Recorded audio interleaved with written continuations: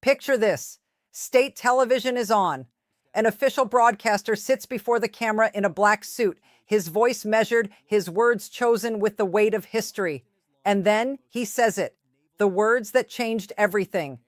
In truth, to Allah we belong, and to Him we shall return.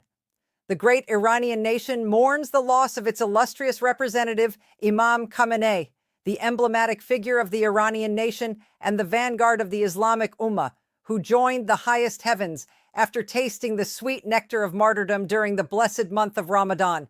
For hours before that broadcast, both Israel and the United States had been announcing his death.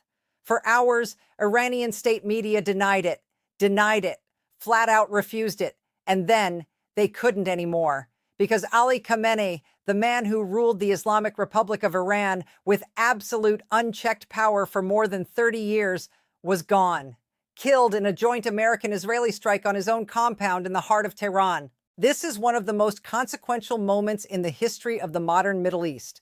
A man who shaped the lives of 85 million Iranians, who constructed a network of proxy forces spanning 5 countries, who personally ordered the massacre of tens of thousands of his own citizens, gone in a single night. And we are going to break down every single layer of what happened, how it happened, what it means for Iran right now, and what the world is about to face. If you are not subscribed to World Brief Daily yet, right now, before we go any further, hit that subscribe button below and enable notifications. This story is moving at extraordinary speed, and we have a full follow-up video already in production on what comes next for Iran's succession. You do not want to miss it. Let's start at the beginning, because to understand why those streets were filled with dancing people, you have to understand what came before. In late December 2025, Iran was already on fire. Not literally, not yet. But a currency collapse had triggered the largest wave of protests the country had seen since the 1979 revolution. According to Amnesty International, the crackdown began immediately. Security forces started firing on unarmed civilians within days. Then came January 8th. Then January 9th. What happened on those 2 days is almost impossible to comprehend in its scale. According to a multi-stage investigation published by Iran International on January 13th, drawing on government sources, eyewitness accounts, hospital data, and testimonies from Iranian doctors and nurses, and at least 12,000 civilians were killed in those 48 hours alone. 12,000 people, and that was the initial confirmed figure. As reported by Time magazine on January 25th, a list drawn from civilian hospitals showed over 30,000 protest-related deaths recorded just on January 8th and 9th. Human Rights Watch documented the pattern: organized, systematic. The IRGC and Basiji militia did not fire warning shots. According to Amnesty International, verified video evidence from January 8th showed security forces firing directly and without warning at protesters and bystanders, with teenage-looking Basiji agents positioned at regular intervals, armed with Kalashnikov rifles. In Malik Shahi, a protester told Amnesty International that IRGC agents opened fire from inside a Basiji base on hundreds of completely unarmed marchers.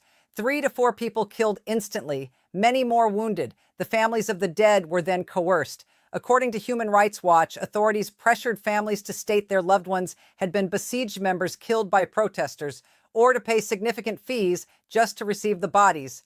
Some were buried far from their hometowns to prevent crowds from gathering at their funerals. And according to the New York Times, reporting on January 25th, this was not a local commander acting on instinct. This was ordered from the top. Ali Khamenei himself ordered the security forces to crush the protests by, in the Times words, any means necessary. This is the context in which Khamenei died. This is what his people knew about him. This is why, when those bunker buster bombs fell on his compound on the night of February 28th, the streets of Iran did not fill with grief. They filled with something else entirely. But before we get to the strike itself, we need to spend a moment on who Ali Khamenei actually was, because the scale of the reaction in those streets only makes sense if you understand the scale of the man they are reacting to. Khamenei was not simply a political figure. He was the architect of a system. He had been part of Iran's political elite since the very beginning, present at the side of Khomeini during the 1979 revolution. In 1981, he became Iran's president, second in command. And then in 1989, when Khomeini died, Khamenei was named as the second supreme leader of the Islamic Republic. He was 39 years old when he took the role. He would hold it for the next 37 years. Under Article 110 of the Iranian Constitution, the supreme leader is not just a president or a prime minister. He controls the military. He controls the judiciary. He controls state broadcasting. He controls major strategic decisions. No institution in Iran operates outside his authority. For 3.5 decades, every major decision in that country, every war, every crackdown, every diplomatic overture, every nuclear negotiation happened because Ali Khamenei permitted it. He also constructed what became known as the Axis of Resistance, a network spanning Iran's proxies across the region: Hezbollah in Lebanon, militias in Iraq, the Houthis in Yemen, Hamas and Islamic Jihad in Gaza. These were not independent organizations. They were instruments of Iranian strategic projection, funded, trained, and directed in alignment with Khamenei's vision. The goal was to create a ring of pressure around Israel and to push American influence out of the Middle East. And for years, it worked, at least partially, until it didn't. Until one by one, those proxy structures began to fracture. Until the June 2025 12-day war left Iran's nuclear infrastructure damaged and its political credibility shaken. Until the real collapsed and the streets erupted. Until January 8th and 9th, 2026. That is the full picture of what ended on February 28th. Now let's talk about the operation itself. According to reporting confirmed by NBC News, Al Jazeera, and the Times of Israel, the United States and Israel launched coordinated strikes against Iran beginning on February 28, 2026. The scope was staggering. More than 200 people killed in the first 24 hours across 24 of Iran's 31 provinces. But the defining moment, the operation's central objective, was the precision targeting of Khamenei's compound in Tehran. 30 bunker buster bombs were dropped on that compound, not to take any chances, not to leave any margin for error. 30 bombs specifically engineered to penetrate the most hardened underground shelters on Earth. And in a detail that tells you everything about just how seriously this regime had prepared for exactly this scenario, the Times of Israel reported that the bunker beneath Khamenei's compound was so deep that its elevator alone took more than 5 minutes to reach the bottom floor. That is not a bunker, that is a fortress. And it nearly worked. Nearly. Here is where the intelligence picture becomes decisive. When U.S. and Israeli intelligence confirmed that a high-level meeting was taking place inside the compound, with Khamenei and his top officials all present, they made the call. They launched. And here is the extraordinary part. The supreme leader was not actually in his bunker when the bombs fell. He was on the top floor of his compound, according to Iran's own Fars news agency, out in the open, unprotected. His daughter was there. His son-in-law was there. His grandson was there, all confirmed dead in the Iranian state media announcement itself. And then comes the intelligence detail that tells you more than any other single fact about the depth of Israeli penetration inside the Islamic Republic. After the strike, someone entered the compound, took a photograph of Khamenei's body, and sent it to Israeli intelligence. The Israelis showed it to President Trump. The United States had photographic confirmation of Khamenei's death before Iranian state television even admitted he was gone. Before the Iranian people knew anything had happened, the architects of the operation were already looking at the evidence. This is not coincidence. This is the product of intelligence work years in the making. And we already had a striking preview of exactly how far it went. Just recently, former Iranian President Mahmoud Ahmadinejad made a confession in an interview that stunned observers. He stated that the highest-ranking official within Iran's intelligence ministry responsible for countering Israeli operations was himself an Israeli agent. The top spy hunter was the spy. That is the nature of what Iran was dealing with. And then there is the pager operation, which everyone now remembers. After Israel compromised Hezbollah's communication infrastructure so dramatically, Iran's top leadership stopped trusting any digital channel whatsoever. No phones, no encrypted apps, no digital systems of any kind. The only way they believed they could communicate securely was face-to-face. That decision, entirely logical given what they knew, created the vulnerability that killed Khamenei. By gathering in person, they put every critical figure in one location at one time. And when U.S. and Israeli intelligence identified that meeting, they launched. Now, the streets of Iran, because you need to understand what happened there. In the city of Fars, people poured out the moment the news broke, waving flags, screaming with joy. One man looked directly into a camera and shouted, "Am I dreaming? Hello, new world." In Nurabad, crowds gathered and chanted. In Karaj, people danced in the street. In Shiraz, in Isfahan. In Tehran itself, footage spread across social media, footage the regime scrambled to suppress, showing Iranians openly celebrating the death of the man who had ordered their families killed. U.S. Ambassador to the United Nations Mike Waltz addressed the moment directly in front of the Iranian delegation at the Security Council. He stated that the United States strongly rejects what he called the ridiculous and frankly farcical assertion that U.S. actions were inconsistent with international law, and then cataloged 47 years of the regime's record: proxy warfare across the region, mass murder, the attempted assassination of a sitting U.S. president. And then he looked at the Iranian delegation and said, "You know who is celebrating in the streets around the world? The Iranian people. Maybe, perhaps, just maybe, they will finally be free." But here is something we must be direct about, because the moment of celebration, as real as it is, does not mean the danger is over. In those same cities, the Basij was already on the streets within hours. The same paramilitary force that murdered tens of thousands of civilians in January was back, patrolling, watching, and in some areas opening fire on celebrators. The machine that Khamenei built is still running. And the IRGC, the Islamic Revolutionary Guard Corps, is not mourning. It is maneuvering. Make sure you are subscribed to World Brief Daily and have notifications on, because we are going to be publishing a dedicated video on exactly what the IRGC is doing to control what happens next. It is a story that deserves its own full breakdown. Now let's get into the succession crisis, because this is where the story becomes both fascinating and deeply uncertain. Iran has now entered the most politically unstable transition in its 47-year history. The last time a supreme leader died was in 1989, Ayatollah Khomeini passing away of natural causes. That transition took approximately 24 hours. It happened in peacetime. It happened with a candidate who had already been identified and was broadly acceptable to the clerical establishment. That candidate was Khamenei himself. This time, every single one of those conditions is reversed. Iran is at war. Key military and political figures are dead. Intelligence networks are compromised. The candidate who had been groomed for the succession may also be dead. And the transition is happening live, under fire, while American and Israeli strikes continue hitting Tehran. To understand what comes next, you need to understand how the succession process actually works.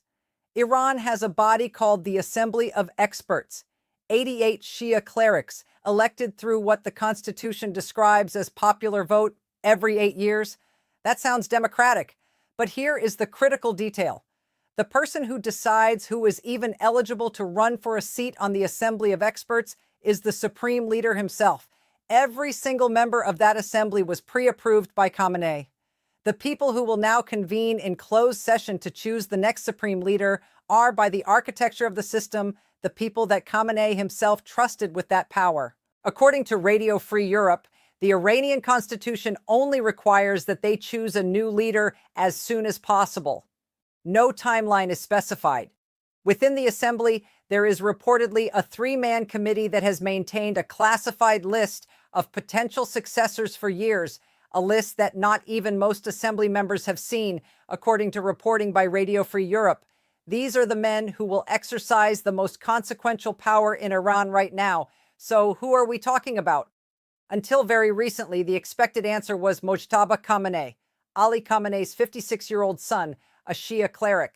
According to analysis by the Council on Foreign Relations, Mojtaba had been positioned for this role for years, though his candidacy was always controversial even within the system. He has never held a government office.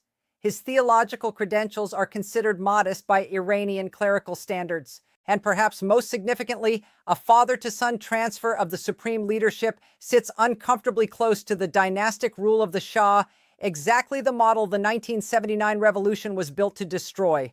As the Times of Israel noted, even among regime loyalists, this kind of hereditary succession risks fracturing the clerical establishment. But here is the critical question. Is Mojtaba even alive? According to Western and Israeli media reports, Mojtaba was inside the compound when the strike took place. He is believed to be dead.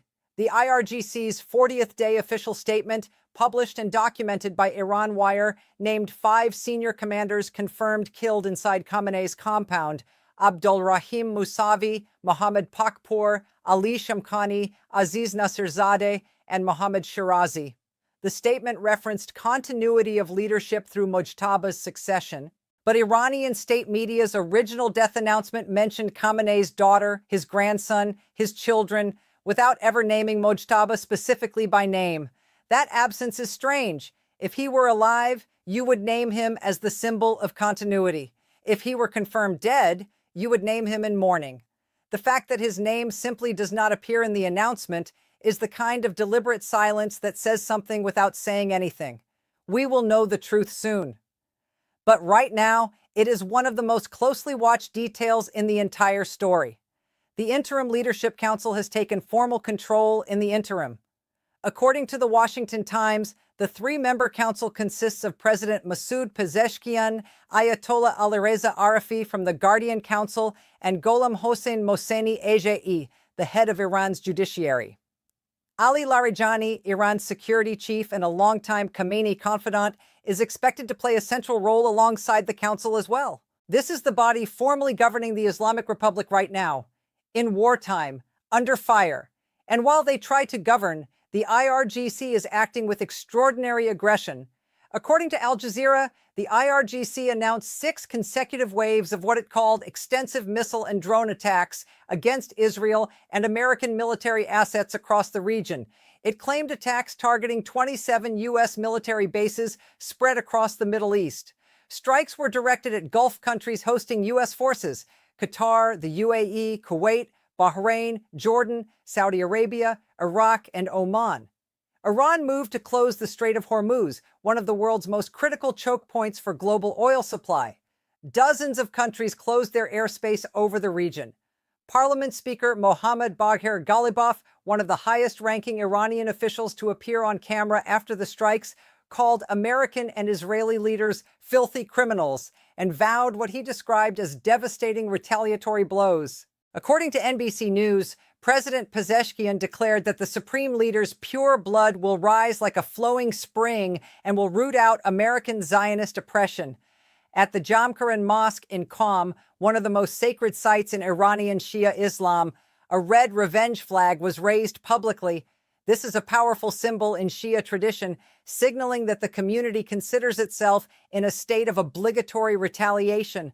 According to Wikipedia's documentation of the 2026 Iran war's international reactions, 2 senior ayatollahs, Nasser Makarem Shirazi and Hossein Nouri Hamadani, went as far as issuing a religious decree declaring that vengeance for Khamenei's death was the religious duty of all Muslims. And according to Iran Wire, the IRGC's 40th day official statement claimed the armed forces had delivered 100 lethal blows to American and Israeli forces and vowed explicitly that blood revenge would continue. The regime is projecting strength.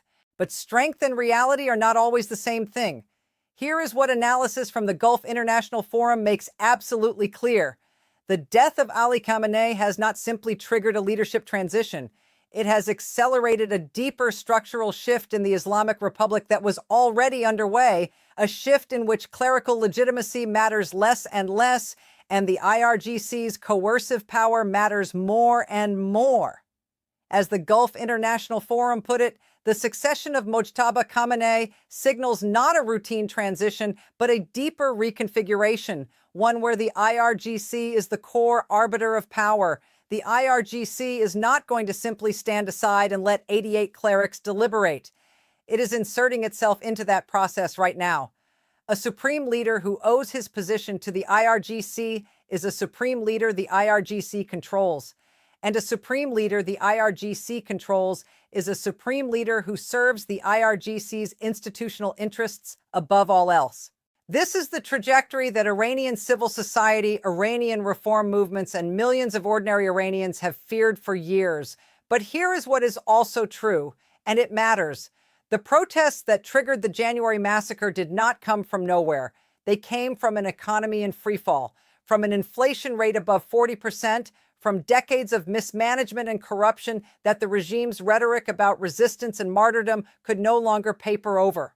According to Amnesty International, the protests began on December 28, 2025, following a sharp currency collapse, and the regime's response, according to the New York Times, was to order them crushed by any means necessary. That strategy of raw violence worked in the short term, but it did not restore the economy. It did not reduce inflation. It did not make people's lives better, and it did not restore the legitimacy that decades of repression had already destroyed.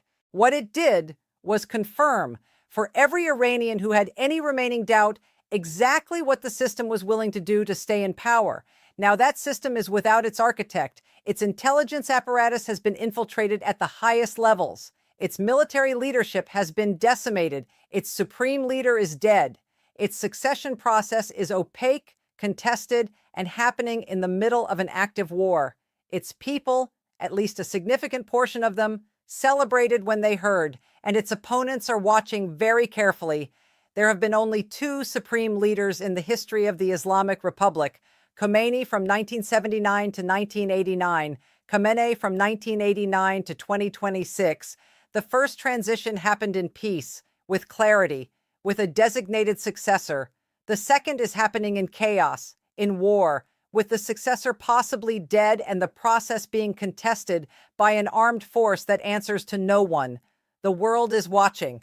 The Iranian people are watching. The IRGC is moving. And the three men on that interim council are trying to hold together a system that has never faced anything like this. The world is watching. The Iranian people are watching. The IRGC is moving.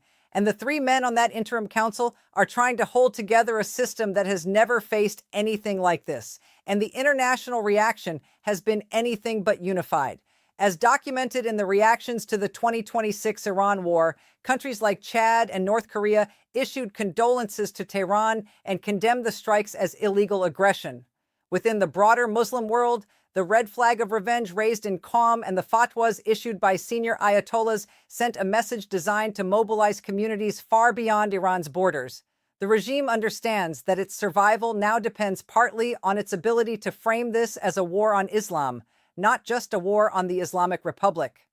On March 29th, Parliament Speaker Ghalibaf rejected any negotiations with the United States outright. The IRGC threatened American and Israeli universities. Iran's UN ambassador demanded compensation from Bahrain, Jordan, Qatar, Saudi Arabia, and the UAE for allegedly violating their obligations to Iran by hosting U.S. military assets. On April 15th, Ali Niqsad restated publicly that Iran would avenge the killing of Khamenei and its top commanders. This is a regime projecting defiance. But defiance and capability are not the same thing. And here is the question that everyone with expertise on Iran is asking right now. Is the IRGC's aggressive posture a sign of strength, or is it a sign of an institution that knows the political window is closing and is trying to act before it does? The coming weeks will define what Iran becomes. Whether it becomes a state even more dominated by military coercion than before, a theocratic republic in name but a military junta in practice. Whether it becomes something genuinely different, more accountable, more reflective of the society it actually governs, more capable of engaging with the world on terms other than confrontation, or whether it splinters into something that analysts and policymakers have not yet modeled as competing power centers, the IRGC, the clergy, the reformist factions, the civilian population, pull it in different directions simultaneously. There is one historical parallel worth keeping in mind. When the Soviet Union collapsed, it did not collapse in a single dramatic moment. It collapsed through a series of failures: economic, political, military, and ultimately failures of legitimacy. The people stopped believing. And when that happened, even the most powerful coercive apparatus in the world could not hold the system together. Iran is not the Soviet Union, but it is a system that has spent the last decade accumulating those same kinds of failures: economic collapse, military setbacks, the massacre of its own civilians, a supreme leader assassinated by the enemies he defined his entire ideology against. The foundation has been shaking for a long time. What happened on February 28th was not the cause of the crisis. It was the culmination of one. We will be here for every step of it. We will be here for every step of it. At World Brief Daily, we are already working on the follow-up breakdown of the IRGC's succession strategy, the dynamics inside the Assembly of Experts, the question of Mojtaba, and what Iran's retaliation campaign could realistically look like. Subscribe right now. Hit that notification bell, because this story is not slowing down. In the end, what makes this moment so extraordinary is not just the military or political dimensions, it is the human one. In a city called Karaj, people danced. In a city called Fars, a man looked into a camera and asked, "Am I dreaming?" After 30 years, after massacres, after executions, after mothers burying children in distant cemeteries so that no crowd would gather, they danced. That tells you something about the weight of what just ended, and it tells you something about the weight of what still needs to happen before those people are truly free. We will find out together. Thanks for watching World Brief Daily.